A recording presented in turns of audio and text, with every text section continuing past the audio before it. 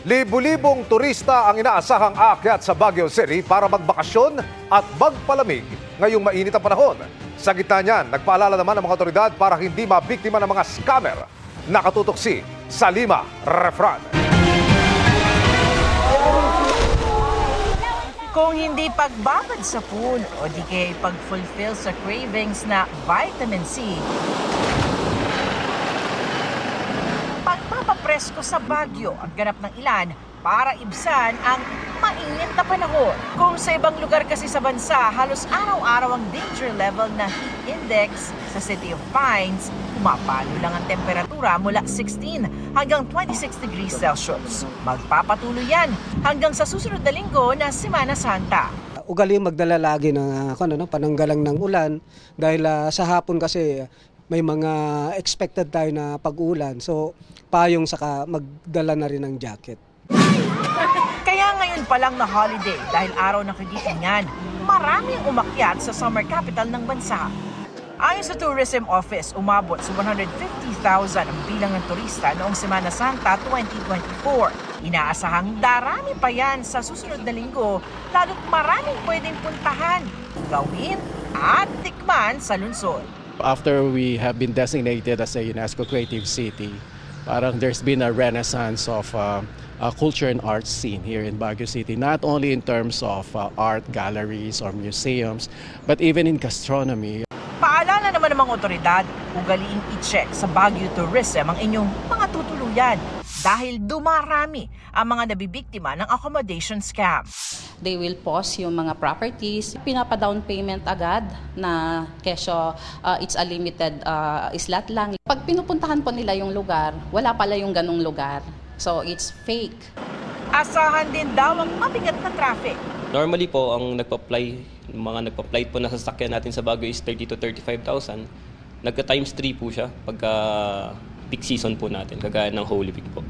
Maaari namang gumamit ng mga tinaguriang vacation lanes o mga kalsadang iiwas na sa downtown papunta sa ibang tourist destinations. Pwede ring mag-download ng BCPO View Baguio app sa pamamagitan ng QR code. May updated traffic situations, crowd estimates sa tourist locations, at dami ng available parking slots. Mahigpit na pinatutupad dito sa Baguio City ang mga traffic ordinances. Ang obstruction, illegal parking at paglabag dun sa number coding, may multang 500 piso. Ang mga hindi naman magbibigay sa mga tumatawid dito sa pedestrian lane, may multang 1,000 piso. Nasa 600 pulis at volunteers ang naka-duty para panatilihin ang kapayapaan sa lungsod at umalalay sa mga bisita. Bukas na rin ang Cannon Road, pero para lang sa light vehicles. Para sa GMA Integrated News, Salima Refran, nakatutok, 24 oras. Pinamamadali ni Pangulong Bongbong Marcos ang pagbibigay benepisyo sa mga sundalo at iba pang uniformado na namatay sa gitna ng laban. Nabanggit sa kanya ang problemang yan ng ilang naulila ng mga sundalo. Nakatutok si Ian Cruz. Ganun na lang ang pagluha ng mga naulila ni Police Lieutenant John Del De Roma Mayo nang makita ang larawan nito sa hanay ng mga itinuturing na bayani ngayong araw ng kagitingan. Nanariwa sa kanila ang naramdaman nang mabalita ang killed in police operation si Mayo sa Negros Oriental noong July 2024. Nung pagpasok ko, nakita ko yung picture niya. Hindi ako makapaniwala na wala na talaga siya. Malalaman mo na lang na may tatawag sa'yo, sasabihin sa'yo condolence. Diyos ko, ba't hindi ako ang kinuha mo? Matanda na ako. Ay siya'y batang-bata pa. Marami pa siyang magagawa sa mundo. Dalawang maliliit na anak at misis naman ang inulila ni Corporal Mars Echevarria nang nakaengkwentro ang mga rebeldeng komunista sa Iloilo noong 2022. Pero hanggang ngayon, kulang pa ang benepisyong nakukuha ng kanyang pamilya. Yung asawa ko marami kasi talaga nagpaplano na Tapos ngayon tinuloy ko lang na mag-isa. Kasama yung anak ko. Sa pakikipag-usap sa kinaukulan at ibang naulila ng mga sundalong killed in action, nalungkot-an niya si Pangulong Bongbong Marcos nang malamang wala o kulang ang nakuhang benepisyo ng marami sa kanila. Sabi ko bakit? Bakit naman hanggang ngayon na napakatagal na ay hindi pa nila naramdaman yung tulong ng ating pamahalaan. At ang pasasalamat ng isang isang nagpasasalamat ng isang buong bansa sa kanilang serbisyo. Sabi nila sa akin, masyado kasi mahaba ang proseso. Kaya utos ng Pangulo, madaliin ang proseso at ibigay na ang benepisyo simula ngayong araw. Basta't maliwanag na maliwanag na KIA ang isang tao at talagang kayo ang pamilya. Sisiplihan po natin para po lahat ng mga dapat tumanggap ng tulong sa ating pamahalaan ay mabibigyan kaagad kapag sila ay namatayan. Ang mga naulila ng nasawing piloto na nag-crash na FA-50 nitong March 4 sa Bukidnon, hindi man matutulad sa iba ang paghihintay nila, hindi pa rin daw mawawala ang pangungulila. Natutuwa kami kung mapapabilis man po ng Pangulo yung proseso, pero syempre may nararamdaman pa rin kaming lungkot hanggang ngayon. May anunsyo ring dagdag na tulong sa mga naulila ng 62 nasawing men in uniform na kinilala ngayon. Sa Office of the President, mula sa ating mahal na Pangulo, additional 100,000. Para sa GMA Integrated News, Ian Cruz, nakatutok 24 oras. Shocked but thankful at the same time si Sean Visagas nang sorpresahin siya ng makaka sa kanyang birthday. Natapat pa ito sa eksenang dapat abangan sa youth-oriented series dahil isa-isa nang maha-highlight ang characters nila. Makichika kay Lars Santiago.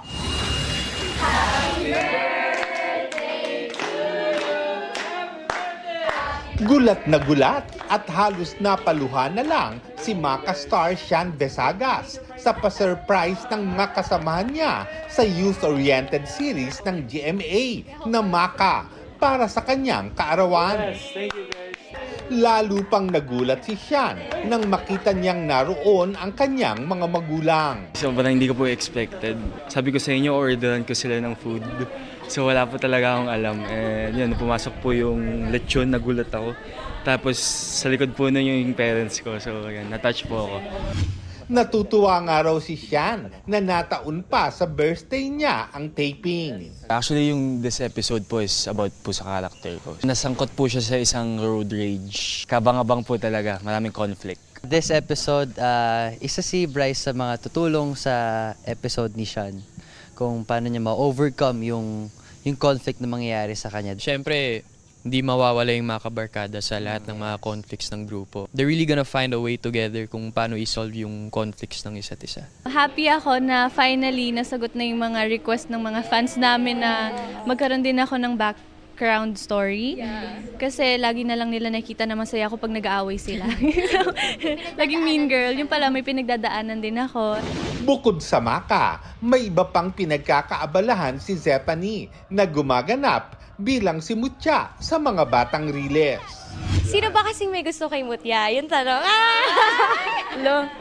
Abangan yun guys, kahit ako excited ako malaman. Marami din pong mga bagong characters na pumapasok sa story ng mga batang Riles. Si Elijah naman, wala ring hinto sa taping ng Cruz versus Cruz dahil malapit na ring mapanood ang kanilang serye. Kung enjoy raw siya sa Maka dahil sa mga Gen Z sila sa cast, sa Cruz versus Cruz, kumpletong pamilya ang feels dahil magkakaiba sila ng age range. May mga asaran na pampamilya, like katulad po niyan, so far ako po yung bunso sa set. So ako po yung laging pinagtitripan doon. Lars Santiago, updated sa showbiz happening. Arestado ang 42 undocumented Chinese sa Quezon na hinihinalang magtatayo ng pogo roon. Ang ilan galing umano sa pogo sa Porac sa Pampanga. Nakatutok si John Consulta, exclusive. Kasama mga tauhan ng Bureau of Immigration at PAOK, pinasok ng mga tauhan ng Calabarzon Police ang resort na ito sa Alabat Island sa probinsya ng Quezon. Inabutan sa loob ng high-end resort ang 42 Chinese nationals. Karamihan, pawang undocumented. Ayon sa PRO4A, nakatanggap sila ng impormasyon ng mayat-mayang pagbiyahe via Roro ng by batch ng mga nakavan na Chinese nationals papasok sa isla. Iba't ibang trabaho raw ang pinapasok ng mga nahuling Chinese nationals na nakatira raw sa resort at sarado sa ibang turista. because of the volume, no? Yung influx nila, and pag sumasakay kasi sila ng barko papunta doon sa isla is hindi na sila lumalabas doon sa van na sinasakyan nila. Kinukumpirma ng PAOK kung ang mga nahuling Chinese ay galing sa Pogo sa Porac at ibang lugar na nakaiwas sa kanilang mga naging operasyon. It's quite normal na makakakita ka ng mga foreign nationals doon. So, eto na naman yung sinasabi nating hiding in plain sight, ano. So, siguro nakakita sila ng ito yung isa sa pinakamagandang lugar kung saan pwede silang magsimula ng kanilang scamming activities. Wala pa ring pahayag ang mga naarestong Chinese nationals. Dadalhin sa tanggapan ng BI ang mga naarestong Chinese para sumailalim sa proseso. Meron din tayong mga nakita ng mga undocumented aliens at saka mga working without permits. Sila po lahat ay sasampahan ng deportation case dahil sa paglabag po nila sa ating mga batas. Pagkatapos po nito, sila ay ide-deport at iba-blacklist. Para sa GMA Integrated News, John Consulta, nakatutok 24 oras. Iginiit ni Pasig Congressional Candidate Christian Sia ang kanyang freedom of speech sa kanyang kontrobersyal na pahayag tungkol sa solo parents matapos siyang pagpaliwanagin ng COMELEC. Samantala, sinulatan naman ng komisyon ang tumatakbong konsehal sa Maynila na si Mocha Uson dahil saan nila'y sexually suggestive elements ng kanyang campaign jingle. Nakatutok si Sandra Aguinaldo.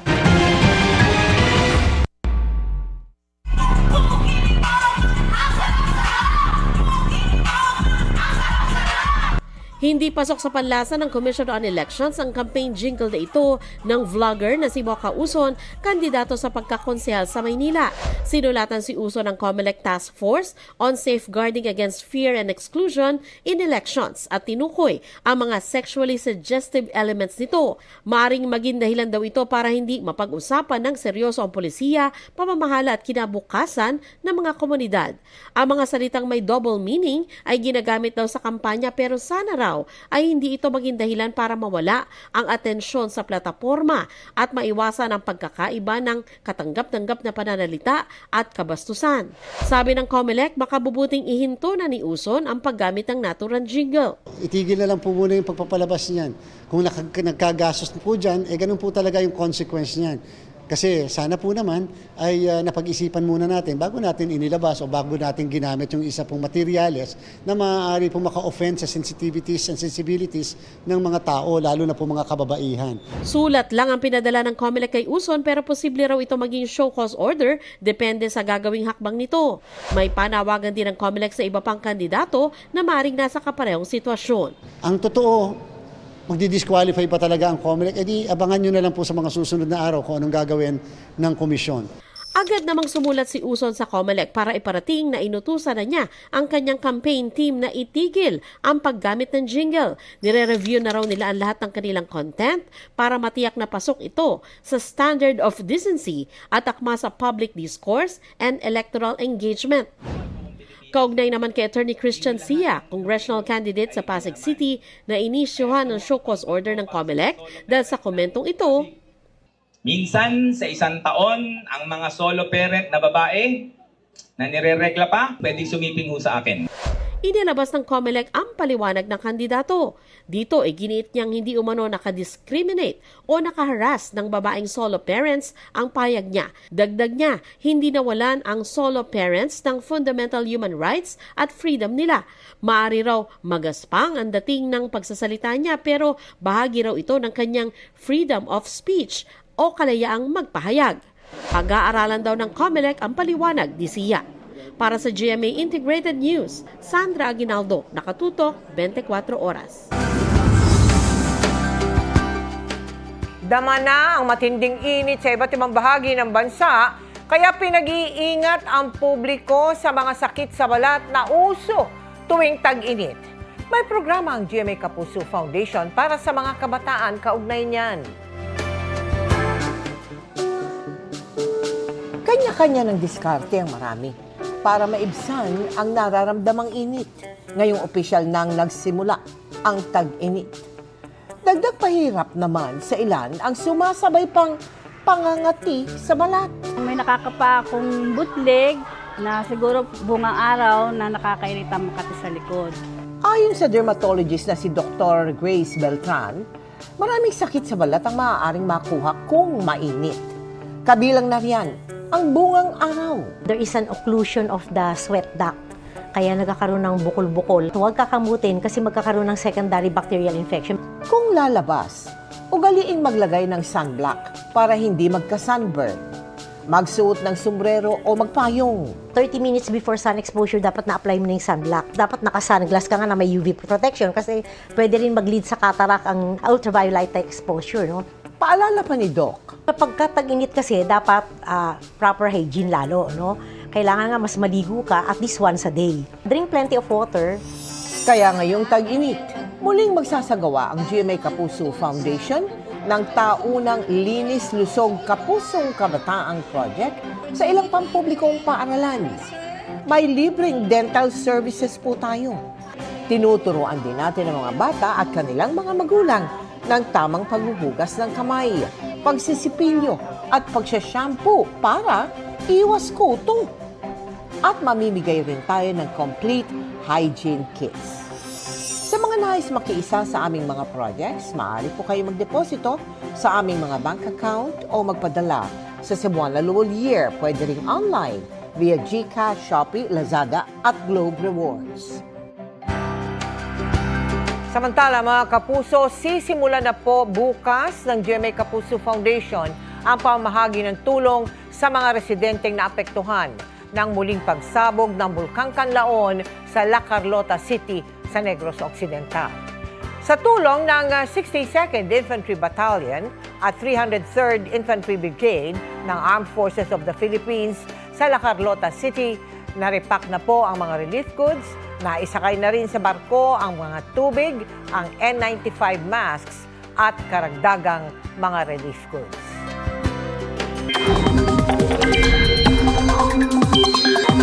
May cloud cluster o kumpol ng mga ulap na binabantayan ng Pag-asa sa silangan ng Mindanao. Sa ngayon, mababa ang tsansa nitong maging low pressure area o bagyo, pero posibleng magpaulan sa ilang bahagi ng Mindanao. Easterlies ang patuloy na makakaapekto sa halos buong bansa at magdadala ng mainit na panahon. 17 lugar ang posibleng makaranas ng danger level na init bukas ayon sa Pag-asa. Pinakamataas ang 43 degrees Celsius sa Dagupan, Pangasinan, pati sa ilang bahagi ng Southern Luzon at Bicol Region. Sa Metro Manila, 39 hanggang 41 degrees Celsius, may tsansa pa rin ng localized thunderstorms. Base sa datos ng Metro Weather, posible rin ang ulan sa Cagayan Valley, Cordillera, pati sa ilang bahagi ng Visayas at Mindanao kasama ang Zamboanga Peninsula, Soc-Sargen, Caraga at Davao Region. Maging handa pa rin sa banta ng baha o landslide, gaya na nangyari sa Don Marcelino, Davao Occidental kung saan gumuho ang gilid ng bahagi ng bundok. Humambalang sa halos buong kalsada ang gumuhong lupa. Malalaking bato at ilang puno. Stranded ang maraming sasakyan at naglakad na sa gilid ng seawall ang ilang residente. Ayon sa MD-RRMO, posibleng lumambot ang lupa dulot ng mga pagulan nitong mga nakalipas na araw. 13 lugar sa bansa ang nakapagtala ng mapanganib na damang init o heat index ngayong araw. Para maibsan yan, may ilang sinamantala ang holiday para magtampisaw sa Baseco Beach sa Maynila, kung saan dati nang ipinagbawal ang paliligo dahil sa maruming tubig. Nakatutok si Mav Gonzalez. Payong, beach mat at pampiknik. Kompleto ang bitbit ng mga pamilyang ito kanina na magsuswimming sa Baseco Beach sa Maynila. Sobrang init kasi sa panahon ngayon. Kaya gusto namin mag-swimming lang dito sa Baseco. Dito naman kami para ma-fresh kuha naman po kami dito. Saka dito walang gastos. Libre lang kahit pumasok ka kahit sino. Kahit marumi, ligo lang. Ibabalong na lang. Opo. Sinamantala rin ng ilan ang holiday kaya dito na nag-mini reunion. Dito na rin sila kumuha ng pananghalian. Ngayon lang po kami nagkita-kita, magkakaibigan eh. Oo, kaya holiday din, kaya sinulid na namin. Nguha kami dyan ng taong. Ako. Ay, ayun. Siguro mga kalahating bal dito, nagsayang na kami. Dagsa ang mga tao sa Baseco Beach dahil holiday at dala na rin ng mainit na panahon. 13 lugar sa bansa ang nakapagtala ng danger level na heat index. Pinakamataas ang damang init sa Dagupan, Pangasinan na umabot sa 44 degrees Celsius. Sa Metro Manila, nasa 40 degrees Celsius naman ang pinakamataas na nadamang heat index. Kaya kahit may mga basura sa tubig, hindi ito alintana ng mga naliligo. Pag high tide malinaw, pag low tide naman po, marami mga basura. Hindi ba kayo natatakot kasi nga maraming basura? Sanay naman na po. Pira nga lang ako dito maligo. Mga pamilya ko laging naliligo rito eh. Ayan, naikayat ako nito. Sabi ko maligo-ligo para magaling ba. Enjoy po. Ngayong dagsa naman ang tao sa Baseco Beach, maganda rin ang kita ng sorbeterong si Leo. Hindi rin mapipigilan ng tao dahil sa sobrang init talagang may beach, maliligo talaga. Dami niyong benta ngayon, daming tao. Konti, kahit pa paano, may nabibili na rin po. Pag maraming tao, makabinta. Para sa GMA Integrated News, Mav Gonzalez, nakatutok, 24 oras. Pinalaya na ang driver ng SUV na humarurot at nagpaikot-ikot pa atras matapos makipag-areglo sa mga napinsala nito. Nagpanik umano siya at hindi na matatakas ayon sa pulisya. Ang detalye kung paano yan nauwi sa insidente sa pagtutok ni Rafi Tima. Hindi lang isa kundi maraming netizen ang nakapag-video sa SUV bumangga sa isa pang sasakyan. Kausap na ng pulis ang driver ng SUV nang biglang umatras ang SUV at nagpaikot-ikot pa sa isang gasolinahan. Paglilinaw ngayon ng Quezon City District Traffic Enforcement Unit, hindi nagtangkang tumakas ang driver ng SUV. Nung kinausap siya ng investigador, ang sabi niya, apakan niya lang, panic po daw siya. So parang panic attack yung nangyari sa kanya. Parang may medical condition po siya.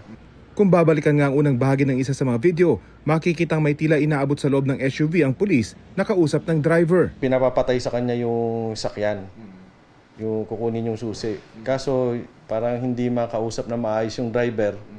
Naapakan na naman ulit niya yung silindador kaya hanggang umatras. Pinalaya na ang driver na 68 taong gulang at isang retiradong US Navy matapos makipag-areglo sa lahat ng nabangga. Inako niya ang pagpapaayos sa mga nasirang sasakyan. Maayos na rin ang kanyang kondisyon ayon sa pulisya. Hindi na itutuloy ang reklamong reckless imprudence resulting in damage to properties na unang binanggit ng pulisya na posible niyang makaharap. Ayon sa pulisya, may matututunan sa karanasang ito ang iba pang nagmamaneho, lalo't marami ang magbabiyahe ngayong Semana Santa. Pag magta-travel sa daan, dapat maayos di lang maayos yung sasakyan. Dapat maayos din ang kondisyon ng nagmamaneho. Para sa GMA Integrated News, Rafi Tima, nakatutok, 24 oras. Nothing but proud ang host na si Dingdong Dantes sa pang-international na set ng kanyang game show na Family Feud. At lalo pa siyang magiging abala dahil magbabalik acting na. Kaya may plano mo na this Holy Week with his fam. Makichika kay Lars Santiago. Sizzling sa excitement ang lalo pang nagle-level up na Family Feud. Ipinagmamalaki ng host na si Dingdong Dantes na pang-international na rin ang kanilang set. Kung mapapansin nyo, bago rin yung stage natin. Ito yung ginagamit talaga sa Family Feud America, sa United States with Tito Steve Harvey, na ito na talaga yung pinaka-podium ng ating players, isang pahaba. Proud kami na ipakita na grabe, ito, nag-upgrade tayo, dahil dyan talaga siyempre sa walang sawang pagsuporta ng ating mga viewers. Ang mga audience sa studio, may chance pa ring manalo ng cash prizes. Gusto nilang nakikisagot talaga sila sa top answers. So ito, bibigyan natin ng pagkakataon na manalo ng 5,000 per question ang ating studio audience araw-araw. 2 winners po everyday. At dahil Holy Week sa susunod na linggo at walang trabaho, tiyak raw na may quick family getaway ang Dante Squad. Wala pang plano masyado. So minsan, alam mo, mahilig kami sa last minute. So tignan natin kung saan kami dadalhin ng mga bagay-bagay. Definitely. Kailangan magkakasama kami pag Holy Week. At pagkatapos ng Holy Week, ikakasan na raw ang bagong series na gagawin ng Primetime King. Definitely. So abangan nila. Anytime this year, mag-uumpisa na po yun.